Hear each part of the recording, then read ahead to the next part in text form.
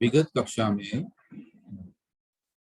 चरित असद्भूत व्यवहार ने जो है उसके विषय में दो भेदों की चर्चा की गई थी, स्वजाति और विजाति की चर्चा की।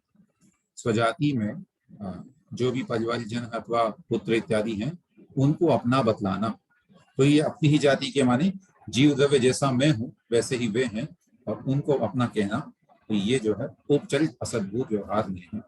वास्तव में आत्मा के अतिरिक्त कोई अपना कैसे हो सकता है, तथापि आत्मा उनमें जो है आत्मत्व या आत्मा में उनका आरोपण करना, ये जो है उपचरित असद्भूत व्यवहार नहीं कहलाता। इसी प्रकार से विजाति में जो उद्गल की वस्तुएं हैं जैसे वस्त्र, आभूषण, स्वर्ण इत्यादि, उनको अपना कहना। सूत्र क्रमांक 90 हमने कल पढ़ लिया था, अब हम 91 से पढ़ने जा रहे हैं। तीसरा जो भेद है उपचरित जी कल का रिपीट कर दीजिए प्लीज। स्वजाति उपचरित असद्भूत व्यवहार में एक प्रकार से समझें, उपचरित माने उपचार से आप कह रहे हैं। सबसे पहली बात तो असद्भूत व्यवहार नहीं ही जो है वह भी एक प्रकार का उपचार है। अब लेकिन उसमें हमने जहां वेद किए थे असद्भूत व्यवहार सामान्य से, उसमें तो केवल द्रव्य के लेवल की चर्चा की थी, है ना। वहां पर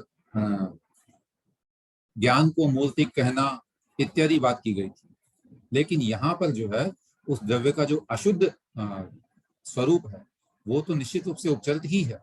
माने उसमें तो हम अगर उसको अपना बता रहे हैं या अपना स्वरूप कह रहे हैं, आत्मरूप कह रहे हैं उसको, ये जितनी भी पर्याय नर नारक इत्यादि है उनको हम ऐसा कह रहे हैं, तो ये तो वास्तव में उपचार में भी उपचार हो गया।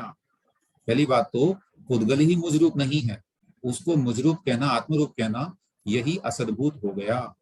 और उसके उपरांत फिर उसकी जो पर्याय हैं उनको अपना कहना, अपना स्वरूप बतलाना, ये तो और भी उपचार हो गया।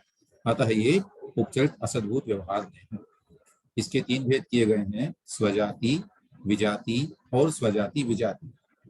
स्वजाति में आचार्य ने कहा कि जैसे यह मेरा बेटा है, अब बेटा मेरा है इस पे कैसा हमने कहा, ये स्वजाति उपचरित असद्भूत व्यवहार। तो जितने भी संसार के संबंध है, पुत्र मित्र बंधु इत्यादि, उनको अपना बतलाना या संबंध स्थापित करना, ये हम जो कहते हैं कि स्वजाति उपचरित असद्भूत व्यवहार की अपेक्षा कहते हैं।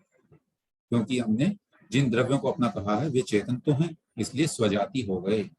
पुनः उपचरित असद्भूत हम समझ ही चुके हैं, इस अपेक्षा से वे स्वजाति उपचरित असद्भूत हो गए।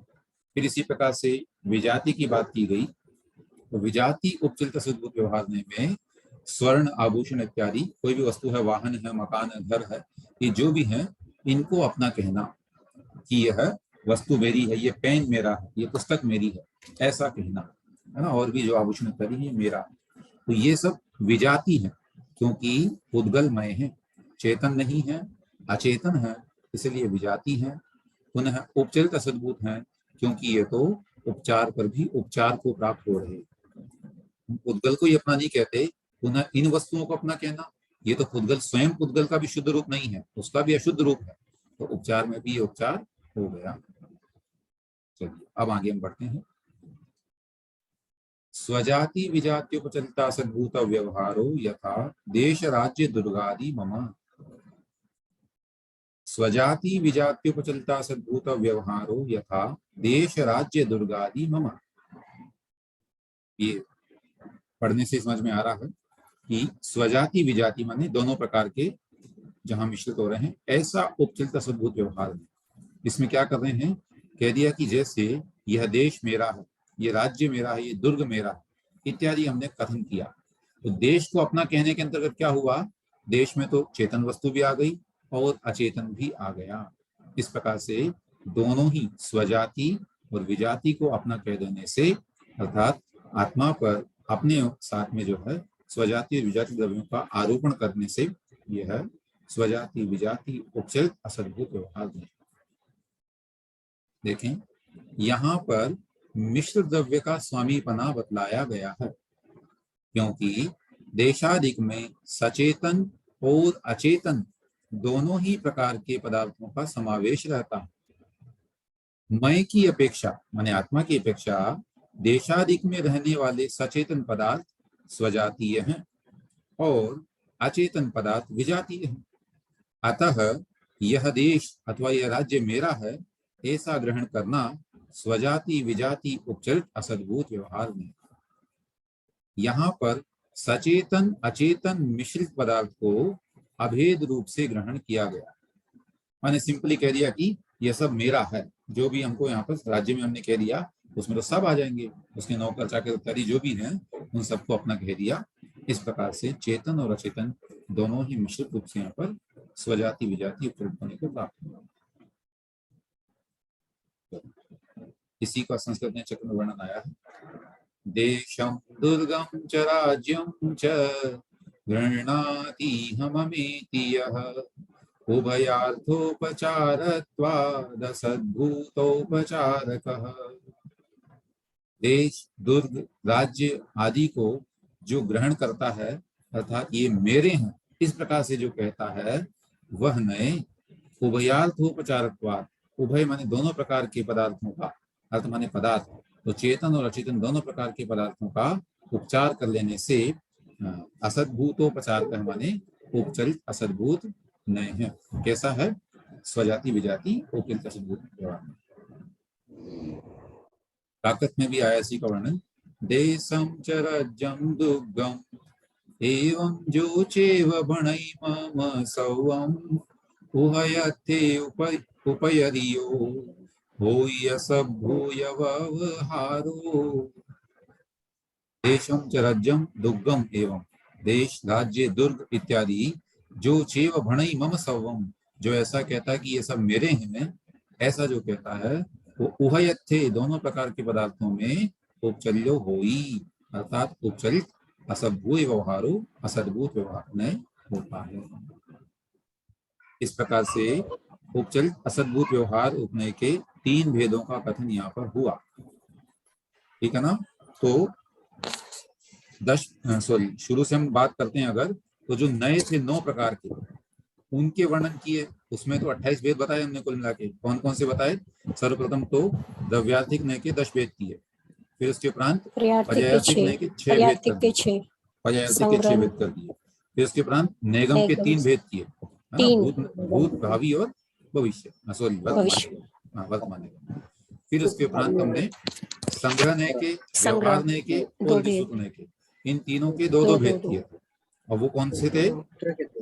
रुजु सूत्र के 2, शुद्ध या कि सामान्य विशेष के अंतर्गत में हुआ। सूक्ष्म और स्थूल, हाँ, और अंत में सूक्ष्म स्थूल, रुजु सूत्र में सूक्ष्म स्थूल। और फिर उसके उपरांत जो 3 बचे एवं हाँ समविरूढ़ नय एवं भूत नय, और एक कौन सा बचा? ऋजु सूत्र नय, नहीं ऋजु सूत्र हो गया, ऋजु सूत्र एवं भूत और शब्द सम शब्द नय और एवं भूत नय, ये तीन एक प्रकार के। इस तरह से उनके 28 भेद हो गए थे। फिर उपनयों की जो बात आई तो उपनयों के यहाँ पर 3-3 भेद प्राय किए हैं, स्वजाति विजाति और स्वजाति विजाति के पक्ष से। भैया जी यहाँ पे उपचरित के असद्भुत में असद्भुत से लिया है, सद्भुत उपचरित क्यों नहीं लिया? कोई कारण? सद्भुत में उपचार कैसा होगा? जैसे चेतना का ही उपचार तो नहीं, स्वजाति विजाति तो हो जाएगा, हो जाएगा। आत्मा का आत्मा पर क्या आरोपण करना, वो तो आत्मा ही है इस तरह से, तो वो तो सद्भुत है ही, है ना, उसमें उपचार प्राय नहीं होगा।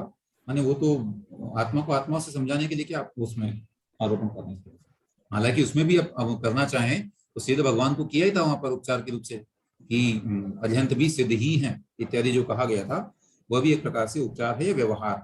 तो वो सद्भुत व्यवहार भी एक प्रकार का उपचार ही है, लेकिन क्योंकि व्यवहार में हम क्या कर रहे हैं वहां पर सोलियापा सद्भूत की बात करें, आपने कहा सद्भूत में क्यों नहीं दिया इसको?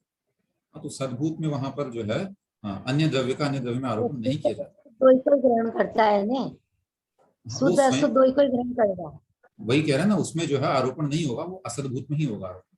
अन्य धर्म का अन्य धर्म में आरोपण जो है वो असद्भूत में होगा। चलिए अब यहाँ से जो है व्युत्पत्ति अधिकार शुरू हो रहे हैं।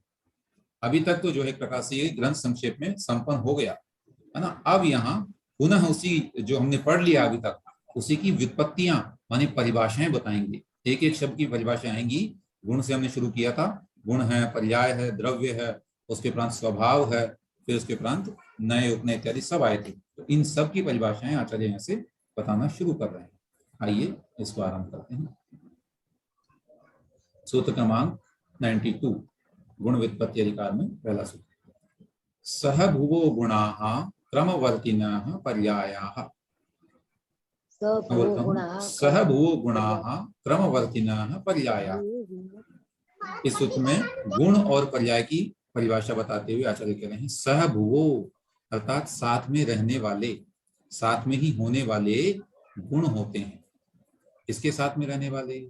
द्रव्य के साथ में रहने वाले, है ना। ग्रंथ का नाम द्रव्यानियोग प्रवेशिका, शुरू में लिख दिया है। ग्रंथ क्यों लिखा जा रहा है? द्रव्य लक्षण सिद्ध्यर्थम, तो द्रव्य की ही चर्चा सर्वत्र करनी है। तो द्रव्य के साथ में रहने वाले गुण होते हैं और उसी द्रव्य में क्रमवर्ती न है, जो क्रमशः पाई जाती है, एक के बाद एक के बाद एक के बाद आती है, वह पर्याय होती है। टिप्पणी में आया है सहभुवो का मतलब है अन्वयिनो। अन्वय का मतलब हमने समझा था ना कि जो जिसके एक के होने पर दूसरे का होना पाया जाए उसे कहते हैं अन्वय। तो ये अन्वयी हो गया। और व्यतिरेकिण है परिणाम पर्याय। व्यतिरेकी परिणाम वो पर्याय है, माने वो क्रमशः हो एक के बाद मतलब साथ में रहे ऐसा नियम नहीं है, वो तो निरंतर उसमें पर्यायपना माने उसका क्रमवर्तीपना पाया जाए। सूत्रार्थ हो गया साथ में होने वाले गुण हैं और क्रम क्रम से होने वाली पर्याय। अच्छा, यहाँ एक प्रश्न है, पर्याय की एक परिभाषा पहले और आई थी, बताइए क्या थी? गुण विकारा पर्याय। वेरी गुड, है ना, बहुत अच्छा। गुणों के विकार को पर्याय कहते हैं भाई बिल्कुल साहब, बिल्कुल। प्रणाम। गुण विकारा पर्याय, को पर्याय कहते हैं। गुणों के विकार को पर्याय कहते हैं और वे दो प्रकार की बताई थी, अर्थ व्यंजन पर्याय भेदात, अर्थ और व्यंजन के भेद से। स्वभाव और विभाग, अर्थात अन्वयी गुण और व्यतिरेक परिणाम पर्याय। विशेष संस्कृत में चक्र में भी आया है, वही सहभुवो गुणाः क्रम भाविनः पर्याय। अब लिख रहे हैं ऐसा नहीं है कि द्रव्य पहले हो और बाद में गुणों से संबंध हुआ। हम कह रहे हैं द्रव्य के साथ रहने वाले, तो कह रहे हैं कि नहीं, ऐसा मत समझ लेना कि कहीं द्रव्य पहले से था बाद में उसमें गुण जुड़ते चले गए, ऐसा नहीं है। किंतु द्रव्य और गुण अनादिकाल से हैं, इनका कभी भी विच्छेद नहीं होता। अतः गुण का लक्षण क्या बनाया? सहभुवो गुणाः, अर्थात जो हमेशा साथ में रहे वो गुण कहलाते हैं। त्रिकाल में माने कोई सा भी समय हो वो हमेशा उसमें रहेंगे ही रहेंगे। अथवा जो निरंतर द्रव्य में रहते हैं और अन्य गुण से रहित हैं वे गुण हैं। मोक्ष शास्त्र का सूत्र क्रमांक 5वें सूत्र में, सॉरी 5वें अध्याय में एक तरह से आ गया, द्रव्याश्रया निर्गुणा गुणाः। द्रव्य के आश्रय से रहते हैं और अन्य गुणों से रहित होते हैं, ऐसे वे गुण कहलाते हैं।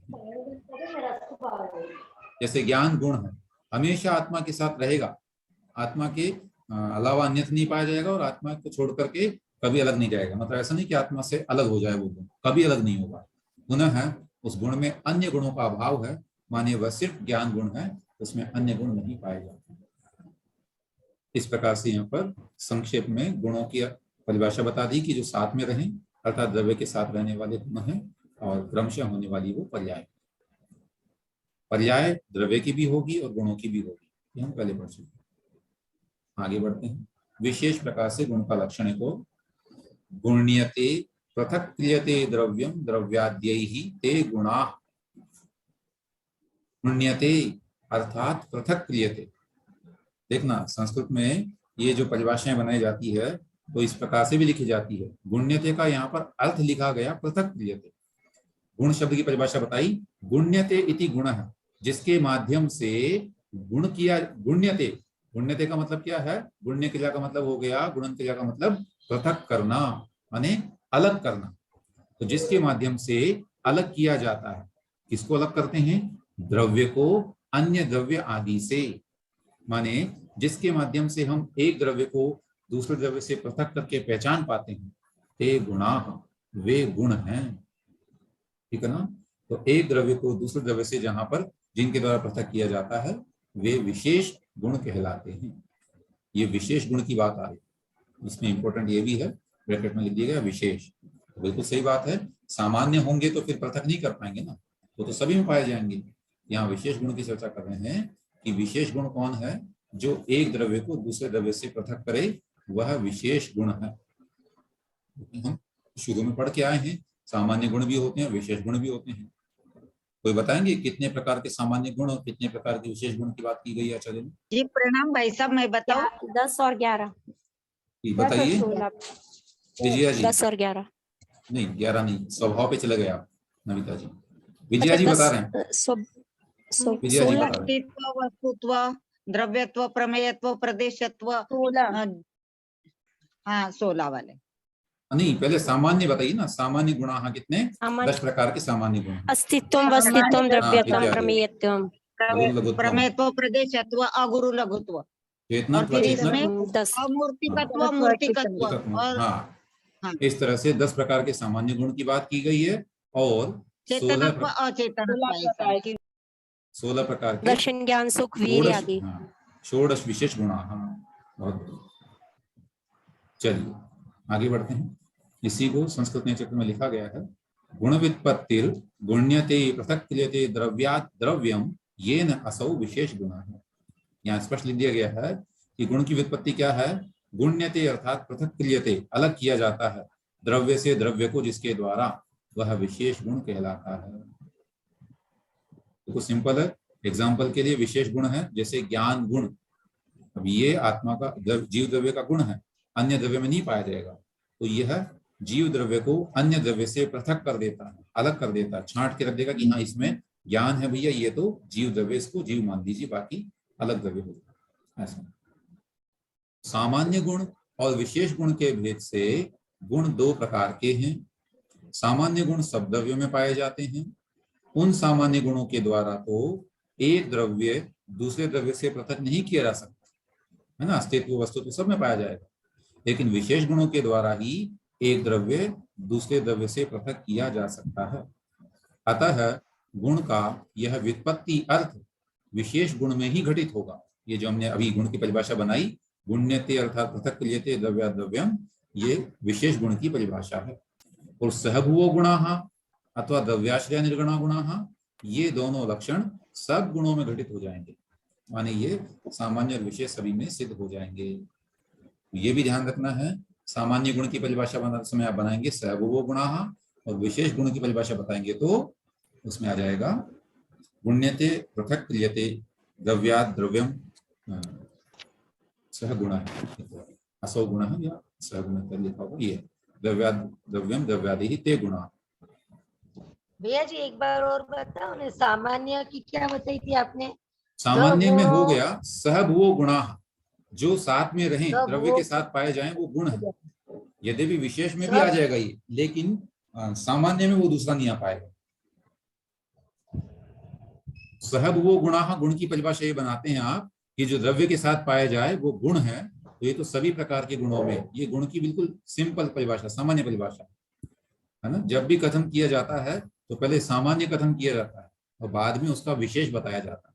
तो आचार्यों ने पहले गुण की सामान्य परिभाषा बता दी कि जो द्रव्यों के साथ पाए जाते हैं वो गुण कहलाते हैं। बाद में फिर कहा कि सुनो, कुछ गुण ऐसे भी होते हैं जो सब द्रव्यों में नहीं पाए जाएंगे, तो उसकी विशेष गुण की परिभाषा बता दी कि जो एक द्रव्य को दूसरे द्रव्य से पृथक करे वो विशेष गुण हो जाएंगे। पाए जाने वाले, उनके अपने अपने द्रव्य में पाए जाने वाले विशेष एक बिल्कुल एक द्रव्य में पाए जाएंगे, बाकी में क्लास चल रही मेरी, यू अटेंडेड? प्लीज म्यूट करके बोले आप लोग। चलिए यानी ऐसा ले क्या प्रणाम भाई साहब, ऐसा ले अपन कि जैसे एक द्रव्य से दूसरे द्रव्य को वो अलग करने वाला जो वो विशेष गुण। हाँ बिल्कुल ऐसे लेना, यही कह रहे हैं। हाँ जी जी प्रणाम भाई साहब। अस्तु, चलिए ये हो गया गुण के विषय में, सिंपल है, बिल्कुल समझ में आ गया होगा आपको। और इसको पढ़ करके फिर अगर हम शुरू में जाएंगे विषय में तो बिल्कुल समझ में आ जाएगा कि गुण क्या होता है और कैसे उसके भेद किए जाते हैं। और हमें तो ये भी आशा हो रही है अब इतना पढ़ने के उपरांत कि अब आप लोगों को ये ग्रंथ कठिन नहीं लग रहा हो। जो घबरा रहे थे शुरू से कि क्या होगा कैसे होगा, बड़ा कठिन है, ये तो समझ में नहीं आ रहा है, शायद अब वो बातें नहीं आनी चाहिए। अनंत भैया जी ने भी 90 तक पढ़ाया तो उन्होंने कहा था कि अब इतने तक में ग्रंथ का मूल विषय समझ में आ जाएगा, इसके बाद इसी की व्याख्या है। बिल्कुल, और इस व्याख्यान से जब रिवाइज करेंगे हम लोग, पूरा रिमाइंड करेंगे, रिकॉल करेंगे पुराना, तो उससे हमको लगेगा कि हाँ हमने पढ़ा है और हमको समझ में आएगा। चलिए एक सूत्र और पढ़ते हैं। अस्तित्वेतस्य भावो अस्तित्वम सदरूपत्वम। अस्तित्व गुण की परिभाषा बता रहे हैं। अस्ति इति एतस्य भावः अस्तित्वम सदरूपत्वम। यहाँ पर देखिए अस्तित्व जो शब्द है उसमें एक प्रत्यय लगा हुआ त्व है ना। अस्तित्व का मतलब हो गया जैसे हम बोलते हैं ना पना, जैसे द्रव्य पना, स्वर्ण पना इत्यादि। जो पना माने उसका भाव जो है, तो अस्ति इति एतस्य भावः अर्थात है ना, उसका अस्तित्व है, उसका एग्जिस्टेंस है, इसका जो भाव है उसे अस्तित्व कहते हैं।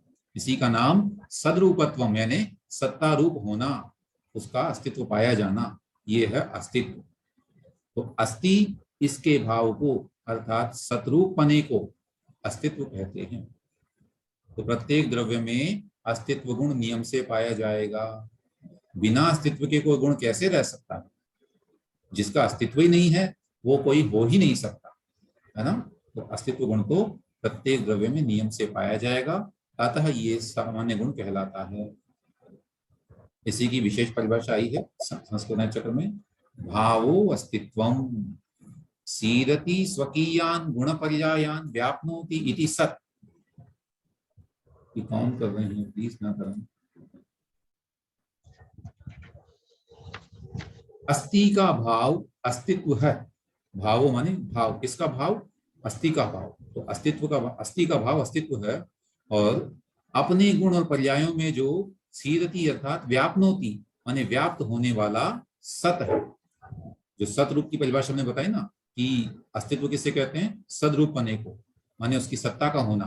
तो सत का मतलब उसका व्याप्त होना, विद्यमान होना, ये सत गुण कहलाता है। तो जो अपने गुण और पर्याय में हमेशा रहे वह सत है। इस प्रकार का गुण हो गया अस्तित्व। और भी अस्तित्व गुण का विशेष कथन सूत्र 9 की टीका में किया जा चुका है, जो कि हम पहले पढ़ चुके हैं इसका बारे में, तो वहां पर आया। एक और हो जाएगा, पढ़ते हैं इसको भी। अस्तित्व समझ में आया होगा। अस्थि का होना माने किसी वस्तु की सत्ता का होना, यही जो है उसका अस्तित्व गुण है, और प्रत्येक द्रव्य में यह गुण नियम से पाया जाएगा। वस्तुनो भावो वस्तुत्वम सामान्य विशेषात्मकम वस्तु। वस्तुत्व किसे कहेंगे? वस्तु के भाव को वस्तुत्व कहते हैं। तो अब प्रत्यय लगे यहाँ पर भी, तो ये किसी का भाव है। किसका भाव है? वस्तु होने का भाव।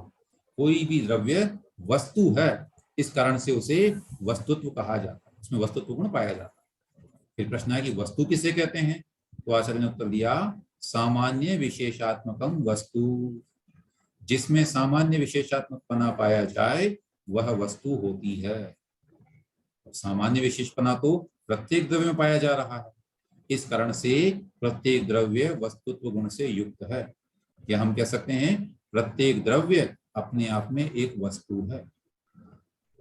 ठीक है, आत्मा भी एक वस्तु है, क्योंकि इसमें भी सामान्य विशेषपना पाया जा रहा है। द्रव्य जीव द्रव्य जो वो वस्तु है। वस्तु का तात्पर्य केवल उद्गल की वस्तुओं को नहीं लेना, अपितु यह एक गुण है वस्तुत्व, और ये प्रत्येक द्रव्य में पाया जाता है, इसीलिए सामान्य गुणों में इसको रखा गया।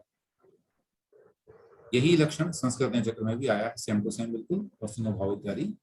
और परीक्षा मुख के 4थे अध्याय में वस्तु का तथा सामान्य विशेष का लक्षण कुछ विशेष यहाँ पर लिखा गया है। आइए उसे देखते हैं।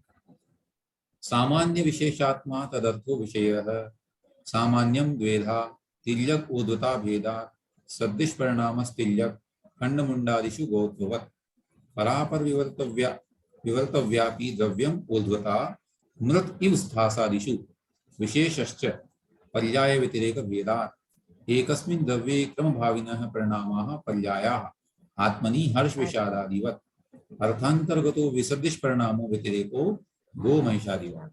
ये यहाँ पर परीक्षा मुख से कुछ सूत्र लिए गए हैं, 4थे अध्याय से 9 सूत्र लिए हैं। देखते हैं। सामान्य विशेषात्मक पदार्थ प्रमाण का विषय है। तो विशेष पदार्थ को क्या कह दिया हमने? सामान्य विशेषात्मक कह दिया। उसी से भी प्रमाण की व्याख्या की गई है। पदार्थ के प्रमाण का क्या कार्य है? पदार्थों का निर्णय करना। तो पदार्थ कैसे हैं? सामान्य विशेषात्मक। फिर सामान्य क्या है? तिर्यक सामान्य और ऊर्ध्वता सामान्य के भेद से सामान्य 2 प्रकार का। इसमें भी देखें, सदृश अर्थात सामान्य परिणाम को तिर्यक सामान्य कहते हैं। जैसे हंडी, मुंडी आदि गायों में गोपना समान रूप से रहता है, तो तिर्यक माने इस तरह से फैल रहा है, सारी गायों में वो पाया जाएगा, ऐसा लक्षण हमने बनाया। अब वो गाय कैसी भी हो, हंडी हो, मुंडी हो, ये गायों के भेद है, लेकिन उनमें गोत्वम माने गोपना, गायपना तो सब में इक्वली रहेगा ही रहेगा, तो ये तिर्यक सामान्य हो गया। और पूर्व और उत्तर पर्यायों में रहने वाले द्रव्य को ऊर्ध्वता सामान्य कहते हैं। जैसे स्थास, कोश, कुशूल आदि घटकी पर्यायों में मिट्टी रहती है, ठीक है ना। ये क्रमशः जो पर्यायों में पाया जाएगा वो एक प्रकार का सामान्यपना कहलाएगा। तो सामान्यपना भी दो तरह से कह दिया, एक तो पृथक पृथक द्रव्यों में पाया जाने वाला, जैसे हम मनुष्य हैं, अब मनुष्य में अनेक प्रकार की जातियां हैं लेकिन सब में मनुष्यपना है, ये हो गया तिर्यक सामान्य, जो सब में फैले हुए अलग अलग द्रव्यों में पाया जा रहा है। लेकिन एक ही द्रव्य की अलग अलग पर्यायों में जो कॉमन रह रहा है, जो ध्रुव रूप से रह रहा है, वो हो गया एक अलग प्रकार का सामान्य, उसे कहा चलना ऊर्ध्वता सामान्य। जैसे जब घड़ा बनता है तो उसकी अलग अलग शेप होती है, पहले स्थास बनता है, फिर कोश, फिर कुशूल इत्यादि उसकी पर्याय बनती रहती है ना। तो वो जो उसमें मिट्टी रहती है वह क्या कहलाएगा, ऊर्ध्वता सामान्य। ये समझ में आया होगा, सामान्य दो प्रकार से, एक तो सभी अलग अलग द्रव्यों में, और एक ही द्रव्य की विभिन्न पर्यायों में पाया जाने वाला सामान्य, जिसे हम ध्रुव भी कहते हैं। विशेष भी दो प्रकार का है, पर्याय और व्यतिरेक के भेद से। क्या है वो चीज, एक द्रव्य में क्रम से होने वाले परिणाम को पर्याय कहते हैं, पर्याय विशेष होती ही है। और जैसे आत्मा में हर्ष, विषाद आदि परिणाम क्रम से होते हैं, वे ही पर्याय हैं, वही आत्मा की पर्याय होगी। फिर दूसरा विशेष क्या है, एक पदार्थ की अपेक्षा अन्य पदार्थ में रहने वाले विसदृश परिणाम को व्यतिरेक कहते हैं। जैसे गाय, भैंस आदि में विलक्षणपना पाया जाता है। ये भी विशेष की बहुत अच्छी परिभाषा यहाँ पर बता दी है कि हम जिसको विशेष कह रहे थे, एक तो हम समझ रहे थे कि एक द्रव्य को दूसरे द्रव्य से जो अलग करे वो तो हो गया विशेष, तो वो दूसरे प्रकार का विशेष हो गया। एक विशेषपना और है जिसको आचार्य ने कहा पर्याय है ना। देखिए ये पर्याय क्यों विशेष है, सिद्ध भगवानों में सब में इक्वल पना हो रहा है, ठीक है ना, वो सामान्य है। लेकिन हम लोगों में क्या है, हमारी आत्मा में क्या आ रहा, अभी विशेषपना पाया जा रहा है, कभी किसी रूप, कभी किसी रूप, कभी किसी रूप, तो ये उसकी पर्याय जो है ये भी विशेष होती हैं। विशेषपना भी दो प्रकार से। अस्तु, समय अपना हो रहा है और यहाँ तक आज हम रखते हैं।